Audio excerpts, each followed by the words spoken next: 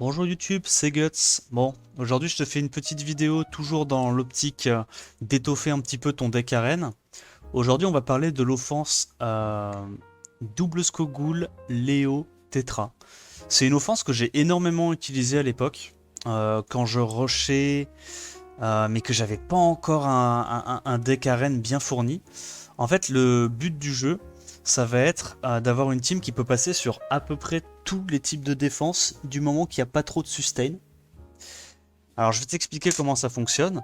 Pourquoi est-ce qu'on met Léo? Pourquoi est-ce qu'on met Tetra?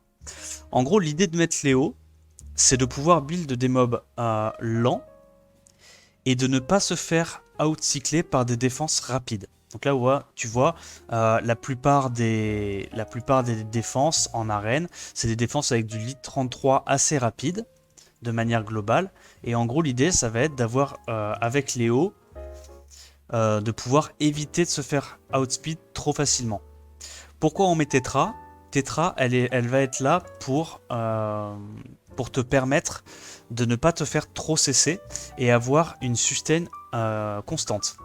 En gros, l'idée c'est que il y avait une époque où tu jouais beaucoup de CC comme Rika, des Jeanne, des trucs comme ça en défense. Et en prenant une Tetra dans ton deck, tu vas pouvoir éviter d'être trop longtemps break def, comme tu peux le voir, parce que la Tetra, en fait, une fois qu'elle va jouer, une fois que la Tetra joue une fois et que tes mobs jouent aussi, bah tu vas t'enlever le break def. Parce qu'en gros, le passif de Tetra, c'est elle heal l'allié qui a les HP les plus bas, et en plus de ça, elle réduit tous les effets nocifs sur ta team d'un tour. Donc en fait, tu as un mob qui va avoir une sustain régulière, qu'elle se fasse contrôle ou pas, et qui va aider tes mobs, en plus de Léo, à ne pas se faire cesser trop longtemps. Et donc, en gros, l'idée avec ça, ça va être de pouvoir tuer assez rapidement et d'être très résilient contre les offenses tour 1 qui n'ont pas beaucoup de sustain et qui sont basées sur le CC. Donc là, comme tu vois, par exemple, j'ai passé une def qui avait euh, de la Savannah, du Strip AO, etc. Là, c'est pareil, c'est la même logique. Il n'y a pas trop de sustain, c'est du CC. Je peux y aller avec Léo Tetra. Et donc pour nos damage dealers, bon, moi j'utilise des Skogul, parce que Skogul ça fait beaucoup de DPS et c'est très tanky. Et en gros l'idée c'est juste de mettre tous tes mobs bien tanky à Sandrez. Donc moi tu vois je joue mon Léo comme ça en triple HP, en destroy, avec les Sandrez, un petit peu de Tokrit pour mettre des dots. La Tetra, très tanky. Bon, j'ai pas réussi à avoir les Sandrez, mais on s'en rapproche. Il n'y a pas besoin de speed, hein, vu que tu as un Léo, c'est ça l'avantage. Et les Skogul, très tanky. Le Sandrez. Bon, si tu veux vraiment tryhard ta défense, ton offense, et faire en sorte qu'elle soit bien runée, tu peux mettre les Skogul en vampire ou en Vio, c'est toujours mieux. Moi j'aime bien avoir quand même au minimum un ou deux sets destroy sur la compo, parce que tu verras qu'en fait tu peux attaquer pas mal d'offenses même quand il y a un peu de sustain grâce au destroy, parce que du coup tu vas abaisser les HP des ennemis petit à petit, et au bout de la deuxième, troisième volée de cailloux des Skogul, donc leur S2, tu pourras tuer des trucs même avec de la sustain.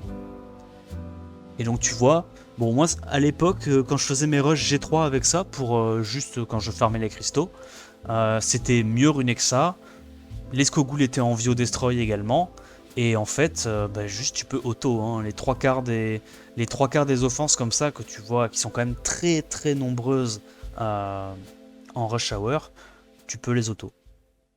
Voilà, donc ça c'est vraiment le deck pour faire un G2, low G3. En partant du principe quand même que tu as une bonne défense, faut pas rigoler, parce que c'est quand même une offense qui fait des... T'as quasiment 100% de win rate, mais c'est long à passer. Enfin, c'est long. S'il y a trop de sustain, ça peut être long. Là, tu vois, quand il n'y a pas beaucoup de sustain, en moyenne, c'est une offense qui fait du 3 minutes. Ah, peut-être, allez, moins, on va dire 1 minute 30 quand tout se passe bien. Genre, tu fais deux rangées de cailloux et c'est gagné, quoi. Donc, voilà la logique. Idéalement, il faut les 7 destroy sur tes DPS, parce que bah, c'est toujours mieux. Oh là, la Rika qui s'énerve. Mais tu vois, au final, la Rika, hein, elle a stun mon healer, mais c'est pas grave. Parce que le healer, elle fait quand même le taf, la Tetra, même si elle est stun. C'est pour ça que c'est vraiment super intéressant. Si jamais vous voyez qu'il n'y a pas trop de CC en face, vous pouvez remplacer la Tetra par une Molly ou une Lulu. Mais honnêtement, avec mon expérience, je trouve vraiment que la Tetra est très intéressante. Et vous voyez qu'au final, vous pouvez vraiment attaquer la majorité des defs lead 33, lead 24 avec un stripper AOE et du CC derrière. Celles vraiment où vous n'allez pas trop pouvoir attaquer, c'est les defs où il y a des gros healers comme du Ariel, des trucs comme ça. Ça, vous pouvez pas trop attaquer. C'est un peu embêtant. Qu'est-ce qui embête un petit peu les offenses Skogul aussi? Généralement, les offenses avec du Kaki, ça peut être un peu menaçant parce que Kaki ça tape relativement fort sur les Skogul. Là, tu vois que le Fouki il tabasse quand même assez sympa. Après, je crois que j'ai pas d'artefact réduc damage vent. Donc, idéalement, tu mets un artefact réduc damage vent sur ta Tetra parce qu'elle va se faire principalement focus par des mobs vent. Et t'es safe. Hein. Là, comme je vous dis, moi, cette offense, depuis que j'ai, on va dire, étoffé mes autres decks d'arène, je la joue plus trop parce que comme je vise la première place, il me faut des offenses qui soient très rapides. Mais vous voyez que là, on arrive quand même à faire des offenses de 1 minute 30 quand ça se passe bien. Et vraiment, ça passe sur beaucoup de trucs. Hein. Sur ça aussi, ça peut passer parce que Tetra est là pour counter le Cyan. Il n'y a pas beaucoup de damage parce que la Savannah se fait counter par Léo. Ça passe tranquille. Ça, voilà. Ce genre d'offense, généralement, vous ne voulez pas trop. Même si ça peut passer avec des sets Destroy, ça va juste être long à cause de l'Ariel. À cause du Ariel, pardon. Mais c'est pour ça que vous voulez des sets Destroy. Parce que si jamais vous n'avez pas d'autre offense que celle-là pour faire votre rush, avec du set Destroy, ça va prendre du temps, mais vous allez le passer, ce genre de défense. Et donc voilà, de manière générale, voilà, même ce genre d'offense, toutes les offenses T1 avec lead 33, stripper AOE, sans sustain, généralement vous pouvez les passer.